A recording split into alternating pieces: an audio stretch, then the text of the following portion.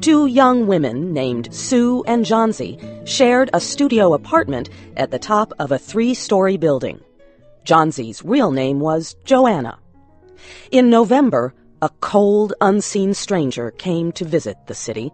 This disease, pneumonia, killed many people. Johnsy lay on her bed, hardly moving. She looked through the small window. She could see the side of the brick house next to her building. One morning, a doctor examined Johnsy and took her temperature. Then he spoke with Sue in another room. "She has one chance in, let us say, 10, he said, "and that chance is for her to want to live. Your friend has made up her mind that she is not going to get well. Has she anything on her mind?" She wanted to paint the Bay of Naples in Italy someday," said Sue. "Paint?" said the doctor. "Bosh! Has she anything on her mind worth thinking twice? A man, for example?" "A man?" said Sue. "Is a man worth—" "But no, doctor, there is nothing of the kind." "I will do all that science can do," said the doctor. "But whenever my patient begins to count the carriages at her funeral, I take away 50% from the curative power of medicines." After the doctor had gone, Sue went into the workroom and cried. Then she went to Johnsy's room with her drawing board, whistling ragtime.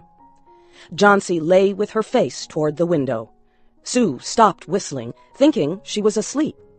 She began making a pen and ink drawing for a story in a magazine. Young artists must work their way to art by making pictures for magazine stories. Sue heard a low sound, several times repeated. She went quickly to the bedside. Johnsy's eyes were open wide. She was looking out the window and counting backward. 12, she said, and a little later, 11, and then 10, and 9, and then 8 and 7, almost together. Sue looked out the window. What was there to count? There was only an empty yard and the blank side of the house 7 meters away. An old ivy vine, going bad at the roots, climbed halfway up the wall. The cold breath of autumn had stricken leaves from the plant until its branches, almost bare, hung on the bricks. "What is it, dear?" asked Sue. 6, said Johnsy quietly. "They're falling faster now. 3 days ago there were almost 100. It made my head hurt to count them. But now it's easy. There goes another one. There are only 5 left now." "5 what, dear?" asked Sue. "Leaves on the plant. When the last one falls, I must go too. I've known that for 3 days. Didn't the doctor tell you?" "Oh, I never heard of such a thing," said Sue. "What have old ivy leaves to do with your getting well? And you used to love that vine. Don't be silly. Why, the doctor told me this morning that your chances for getting well real soon were, let's see exactly what he said. He said the chances were 10 to 1.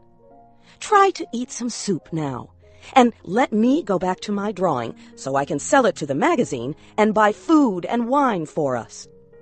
"You needn't get any more wine," said Johnsy, keeping her eyes fixed out the window. "There goes another one. No, I don't want any soup. That leaves just 4. I want to see the last one fall before it gets dark.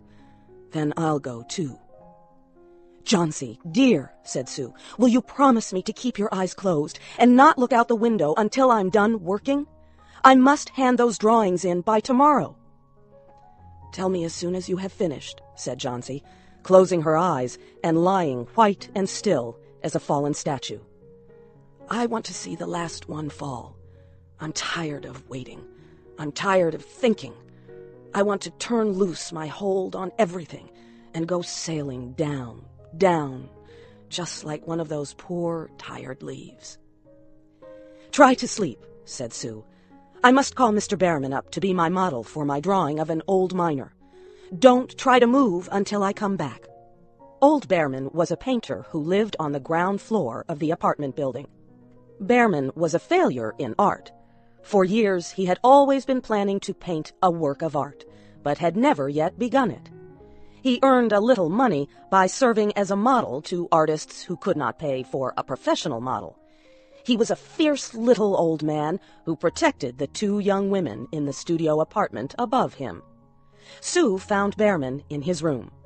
In one area was a blank canvas that had been waiting 25 years for the first line of paint. Sue told him about Johnsy and how she feared that her friend would float away like a leaf. Old Behrman was angered at such an idea. "Are there people in the world with the foolishness to die because leaves drop off a vine? Why do you let that silly business come in her brain?" "She is very sick and weak," said Sue, "and the disease has left her mind full of strange ideas." "This is not any place in which one so good as Miss Johnsy shall lie sick," yelled Behrman. "Some day I will paint a masterpiece, and we shall all go away." Johnsy was sleeping when they went upstairs.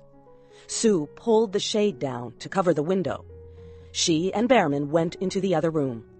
They looked out a window fearfully at the ivy vine. Then they looked at each other without speaking. A cold rain was falling, mixed with snow. Behrman sat and posed as the miner. The next morning, Sue awoke after an hour's sleep. She found Johnsy with wide-open eyes staring at the covered window.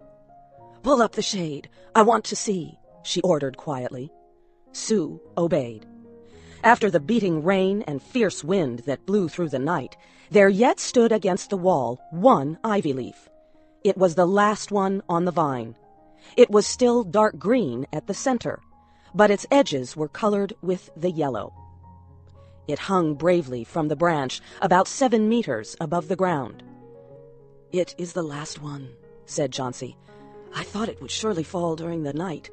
I heard the wind. It will fall today, and I shall die at the same time." "Dear, dear," said Sue, leaning her worn face toward the bed. "Think of me if you won't think of yourself. What would I do?" But Johnsy did not answer.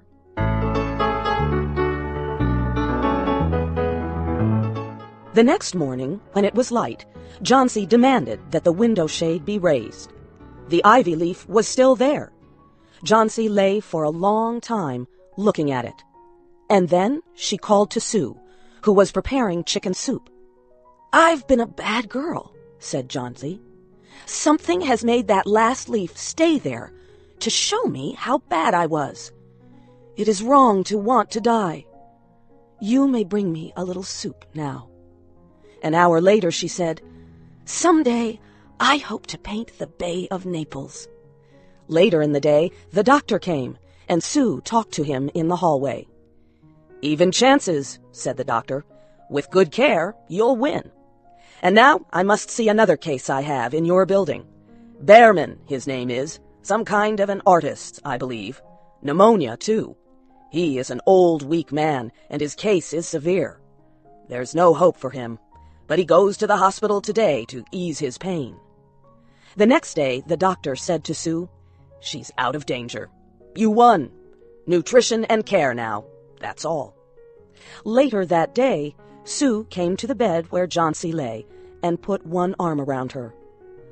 "I have something to tell you, White Mouse," she said. "Mr. Behrman died of pneumonia today in the hospital. He was sick only 2 days.